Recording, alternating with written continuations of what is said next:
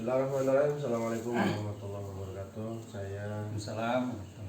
calon guru penggerak angkatan 10 kelas 15 Kabupaten Lombok Timur akan mewawancarai Bapak Kepala Sekolah SDN 3 Kembang Kerandaya, Kecamatan Aikmal, kaitannya dengan pengambilan keputusan yang bernuansa dilema etika dan rujukan moral.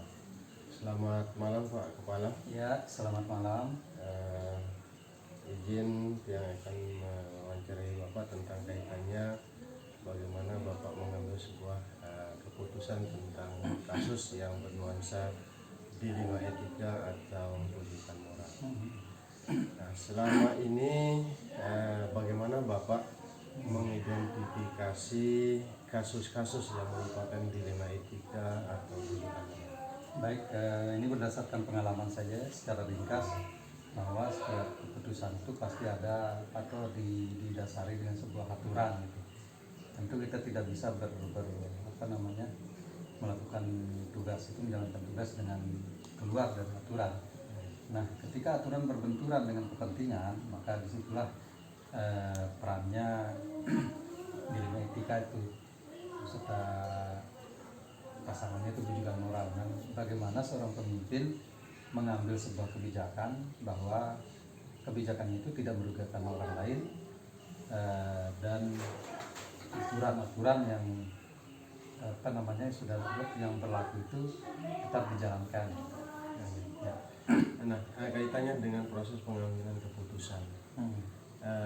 Bagaimana Bapak menjalankan pengambilan keputusan di sekolah terutama untuk kasus-kasus di mana ada dua kepentingan yang sama, yaitu benar sama benar yang mengandung nilai kebajikan. Baik, pengertian benar dan benar ini adalah ketika kita melihat identifikasi masalah itu berdasarkan sumbernya. Nah, sumber masalah itu yang dinamakan dengan akar masalah. Apakah akar masalah itu menyangkut atau terkait dengan aturan yang berlaku atau di luar dari aturan itu, namun berhubungan dengan keberlangsungan proses pendidikan atau pengajaran di dalam sekolah itu sendiri. Jadi kita harus bisa membedakan berdasarkan akar masalahnya itu. Selanjutnya Pak Kepala, dalam proses pengambilan keputusan atau kebijakan, Ya. Langkah-langkah atau prosedur yang seperti apa yang biasa Bapak lakukan selama ini? Baik, biasa kadang-kadang kita menggunakan analisis SWOT ya. Kalaupun tidak menggunakan itu, kita tentu menggunakan prosedur yang umum yang seperti lumrah dilakukan oleh setiap orang itu. Pertama, itu menggali masalah itu, ya. Kemudian baru menganalisis sumbernya. Ketika sumbernya sudah ditemukan, maka bisa dicari solusinya. Nah, kemudian dalam pengambilan sebuah keputusan atau kebijakan, sesuatu yang sering Bapak Kepala anggap efektif dalam pengambilan keputusan itu, terutama dalam kasus dilema etika ini, yang paling efektif. Paling efektif ya. Hal-hal yang paling efektif. Tahap awal yaitu identifikasi, itu penentuan akar masalah. Ini saya rasa sangat efektif karena begitu kita mengetahui akar masalah sesungguhnya, maka kita bisa mencari alternatif solusi terhadap masalah itu. Nah, kemudian dalam proses pengambilan keputusan, tantangan yang terberat sekarang, yang mungkin otomatis ada tantangan yang terberat. Tantangan yang terberat yang selama ini Bapak pernah hadapi seperti apa? Iya, masalah yang di luar jangkauan kemampuan kita. Jadi tantangan yang terbesar adalah kemampuan yang ada pada diri seorang pemimpin. Kemampuan berupa menganalisis masalah, kemudian mencari alternatif solusi, termasuk pemecahan secara umum. Tiga tantangan ini.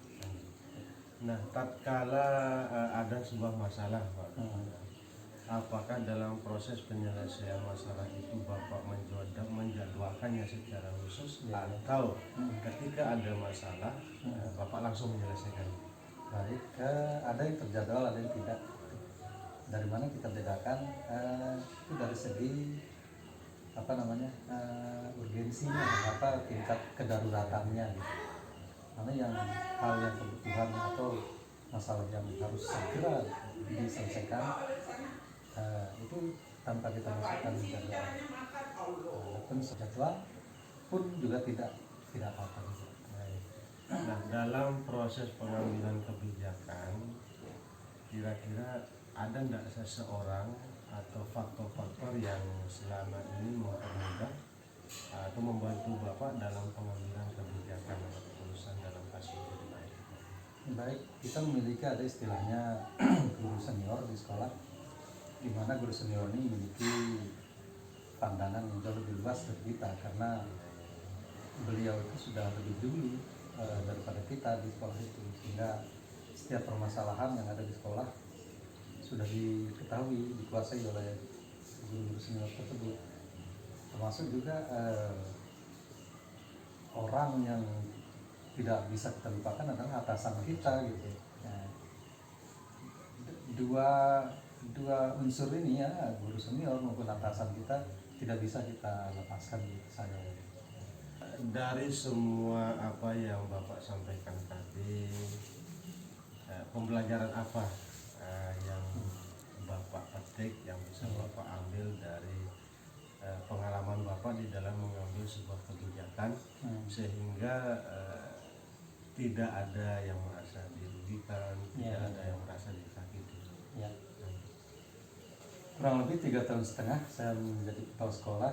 Saya mengambil 2 kata kunci aja Pak Guru. Satu, kolaborasi.